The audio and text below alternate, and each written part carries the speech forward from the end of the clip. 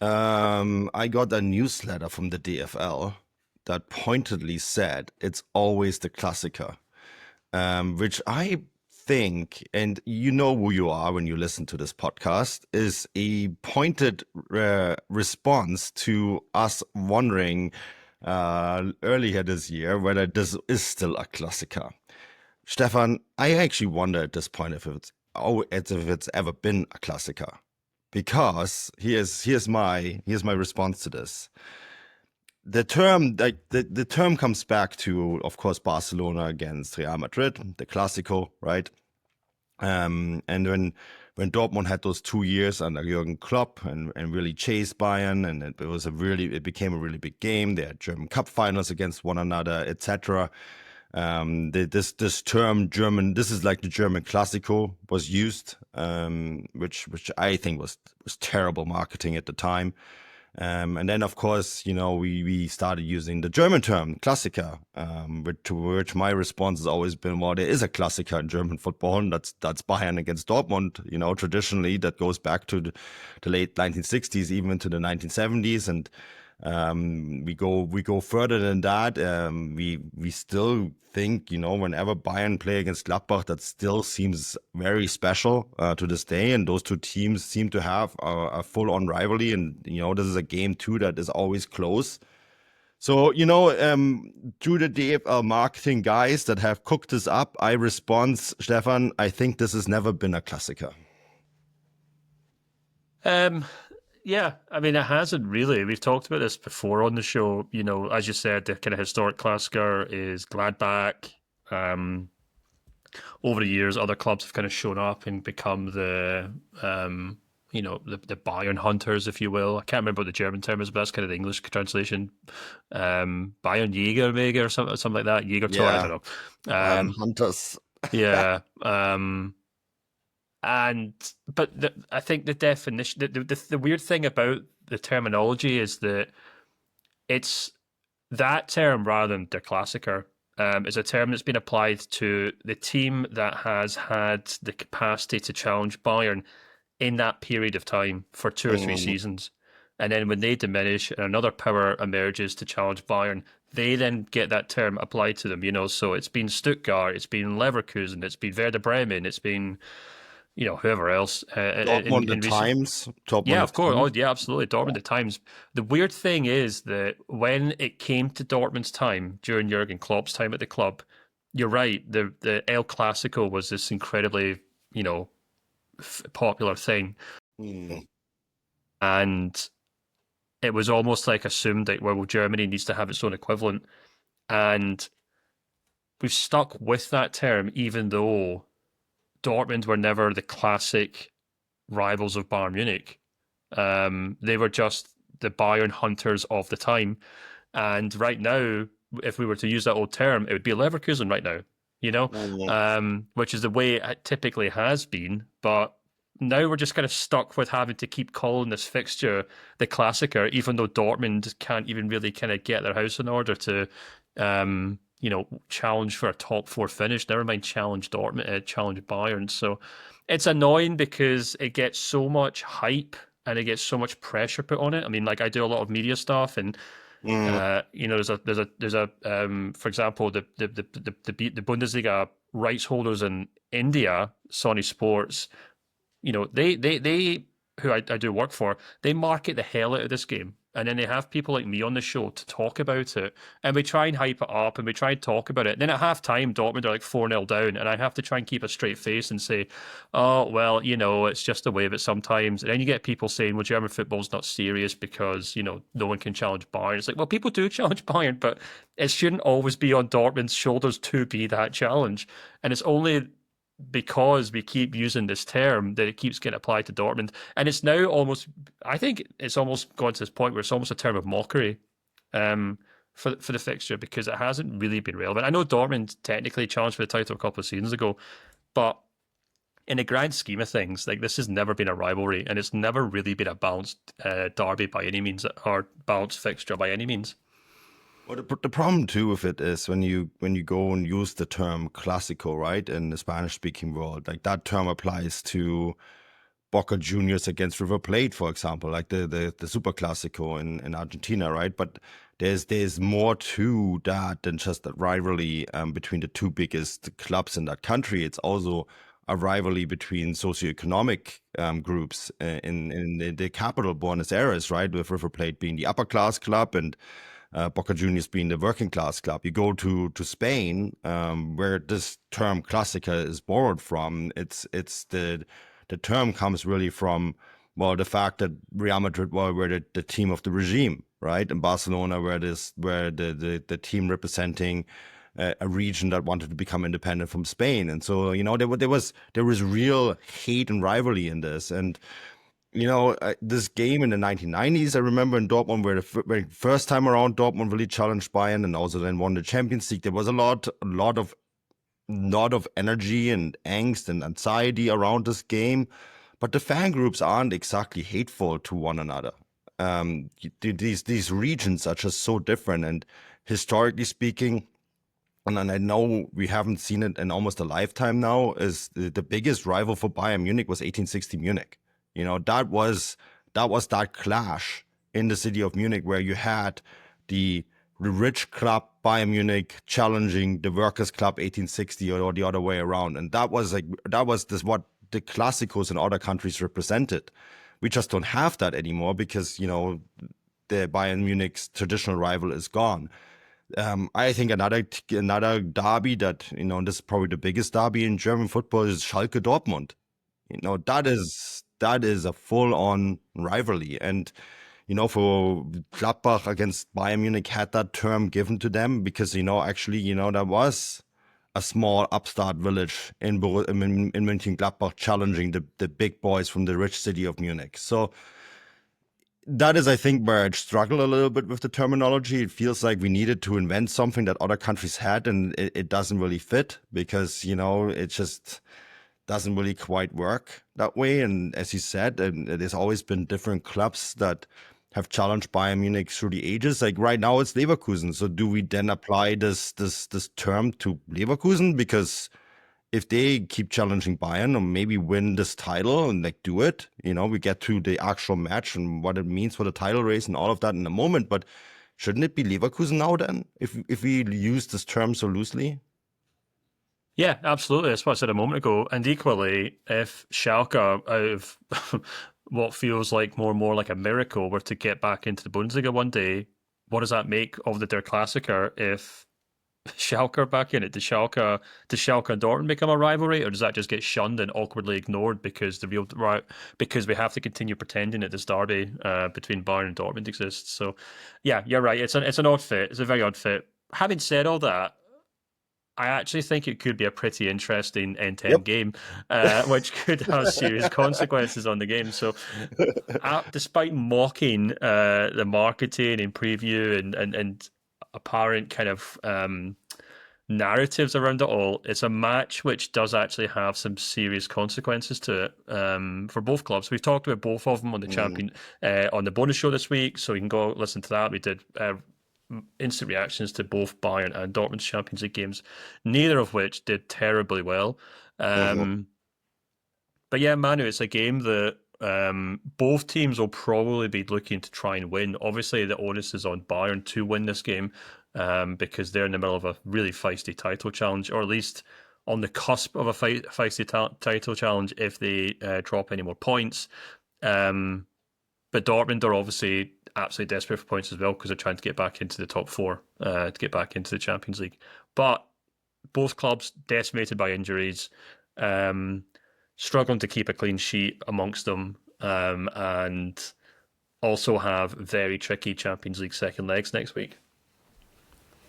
Yeah, no, I mean, the interesting thing about this is that although we think it's not a Klassiker, the Spiel could be a Klassiker.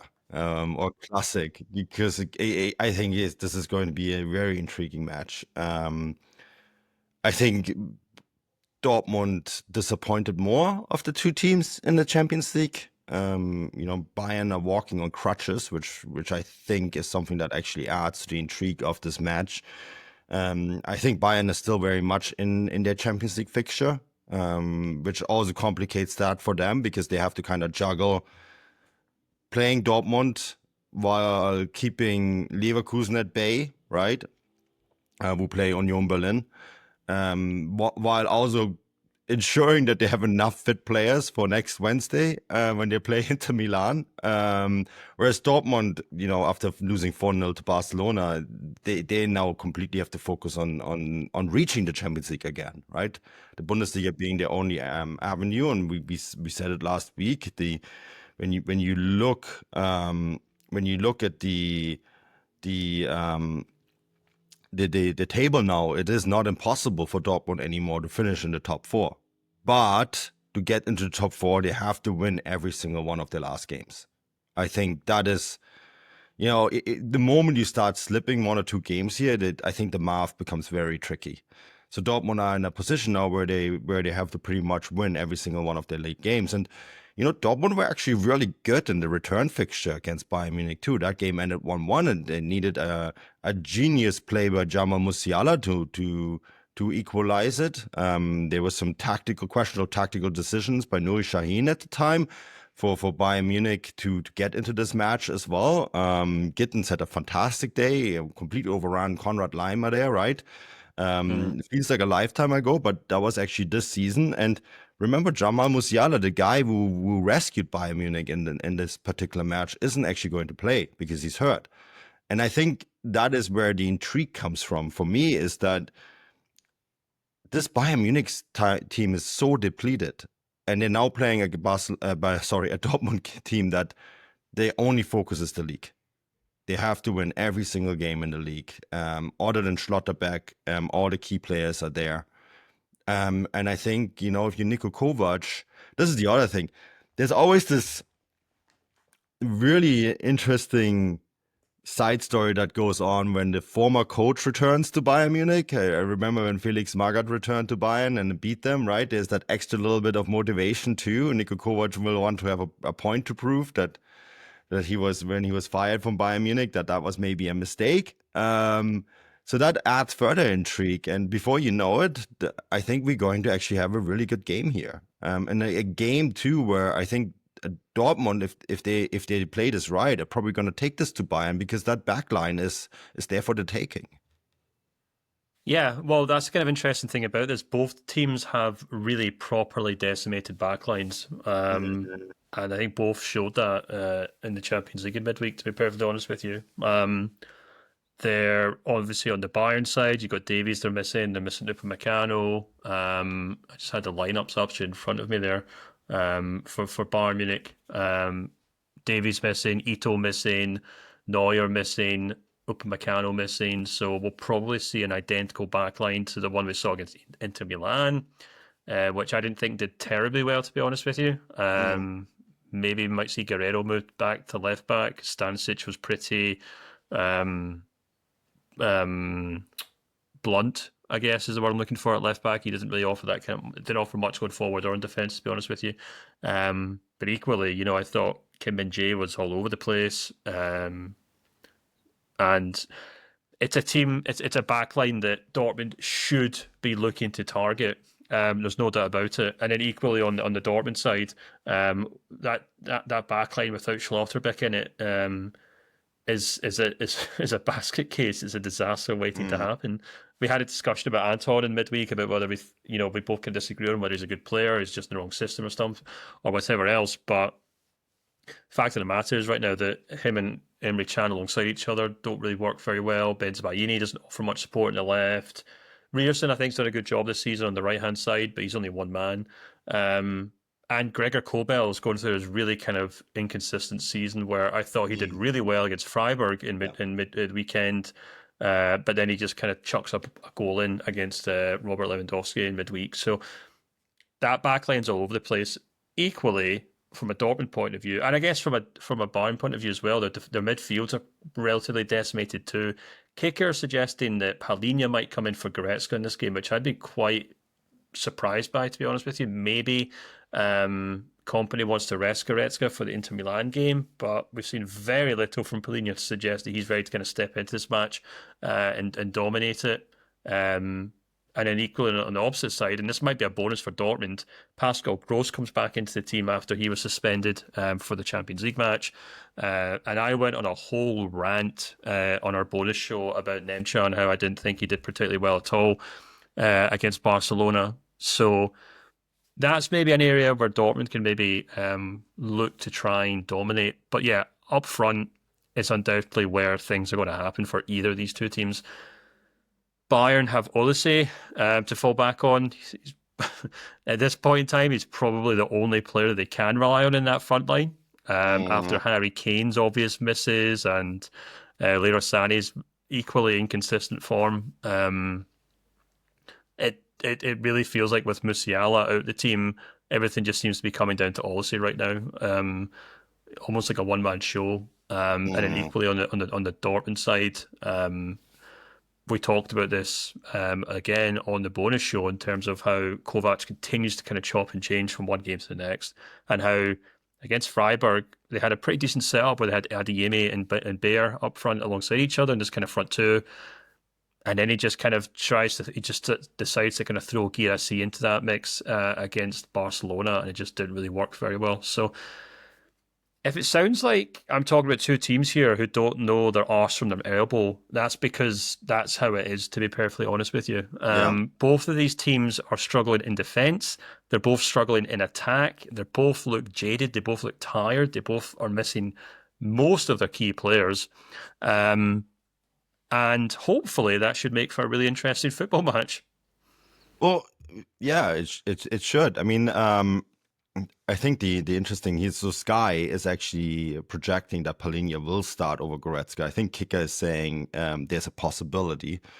It's worrying when you hear by club officials say, "Oh, Goretzka may need a rest." That's not a good sign.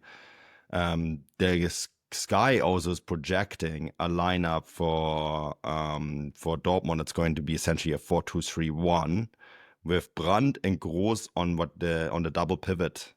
I'm not sure. Like, here's my issue. I'm not sure Julian Brandt deserves to be playing in these games right now. I know Sabitzer isn't there, so who else are you going to put there? Carney playing the number 10 role. I'm fully on board with that. I think he's been excellent. But I'm not sure 100% sure that Brandt right now in his current form is good enough to play as a double pivot for the Dortmund side, Stefan. Yeah, we talked about this in the bonus show, actually, in the sense that because Dortmund didn't really have any central midfielders, Kovac pulled Brandt back to play as almost like a number 8 against Barcelona, and he was more or less useless alongside Nemcha and Chukwuemeka. He's not an enforcer. He's not a player who grabs the game by the scruff of the neck. I completely agree with you. He's probably having his worst season in a Dortmund top, I would say. Still capable of brilliance, still capable of creating chances. And I mean, hey, he got an assist against Freiburg. So, he can kind of step into roles and kind of help, but he's just not a leader. That's just what it crucially, fundamentally comes down to. And I think I think it'd be really tricky for Dortmund to kind of fit him in as a number 8. Maybe as number 10, or maybe push him out wide, for example. But I'd be really, really wary of him playing as a midfielder, because I completely agree with you. But again, Dortmund are all out of options there. And it'll be interesting to see. I guess this game might come down to which of these head coaches is perhaps the most kind of pragmatic and the most imaginative, and kind of find answers to their problems. But the good thing is that I'd probably say on the basis both of them are quite top heavy right now. Their best players are in attack. I don't think Bayern will have any problems scoring against Dortmund, but I also don't think Dortmund could have too many issues scoring against Bayern. So hopefully it should be a good game. Yeah, Thomas Müller projected as the number 10 for Bayern. Yeah, I saw that. Yeah, which it'll be interesting. That's one way of putting it, I guess. I guess you could sort of see the heroics now coming, right? After he's been bashed and told that he isn't good enough anymore, and the way the contract negotiations were handled, and now that he's like on his goodbye tour, including the Club World Cup this summer, that he comes out and pulls the coals out of the fire for Bayern Munich in a must-win game against Borussia Dortmund. I mean, the story kind of writes itself now, doesn't it? Yeah, I suppose it does. The question is whether you can do that for 90 minutes or not. Yeah. For anyone who missed the midweek action, Company went with Rafael Guerrero as his number 10, which I thought was an audacious move. I don't think he was the worst player in the pitch for Bayern, to be perfectly honest with you, but it was a system I'm not entirely sure worked well. Muller came in, scored a goal moments later. Yeah, it'll be interesting. I mean, while Muller maybe doesn't really have the physicality to play 90 minutes over and over again, and that seems abundantly clear now that he's seemingly leaving the club because he won't get a contract. You'd think in this kind of game he'd still be quite good. You know, you think he'd be the kind of guy who'd be like, right, come on, guys, it's only Dortmund. Let's just make sure we win this game and get on with it. That's what his experience is crucial for. He's the guy who says, let's just relax. I can't run around, but I'll tell you guys where to go. I'll do what I can, and make it work. Because I guess the interesting thing is that the problem that Bayern have to a large extent as well is that they've got all their assets are in attack, but in Harry Kane, he can obviously look very isolated in games. And I think one of the probably some of the issues they had against Inter Milan was that they didn't really have someone playing off him per se. Guerrero did okay, but he was drifting around the pitch so much. So much so that I'm quite surprised that he didn't actually, Company didn't opt for playing like Olise or Leroy Sané in the number 10 role and just playing them directly off Harry Kane, which I think would have been a better option. But maybe he'll look back at that game and think, we actually missed somebody in the pocket there. And maybe that's a role that Thomas Muller can do for a one-off game. But yeah, I don't know. We'll have to wait and see, I suppose. I love how you say that, like Müller just telling the troops, look, it's only Dortmund. I've beaten them many times, giving the rallying speech in the dressing room, motivating the shambles that is the back line, kind of cue in the almost defeated troops, as in like Kim, Stanisic, Lima, and Dyer, who have to hold together this back line in tatters, while they're waiting for the reinforcement to come back and healthy. It's going to be a fascinating game. Stefan, what are we thinking here for results? I think Bayern Munich are going to just edge this 2-1. Thomas Müller winner. Here we go. Well, I'll go for 3-2 Bayern Munich. I think they'll probably still have enough about them. As much as I think Dortmund could cause them problems, I just keep seeing in my head like Olise or Harry Kane or someone scoring a goal. And yeah, and you know, if this was Dortmund in good form and looking like a decent side, despite injuries, I'd probably say, wow, they maybe could cause an issue. But the problem that Dortmund faces, they're just as incompetent as this Bayern team right now. So it may just come down to raw, blunt talent on the pitch. And in that regard, I do kind of think that Bayern probably still edge this one. So yeah, I'll go for Bayern 3-2, and we'll see how that goes, I suppose. Awesome. So we both pick Bayern as a winner. See how it goes on the weekend. All right.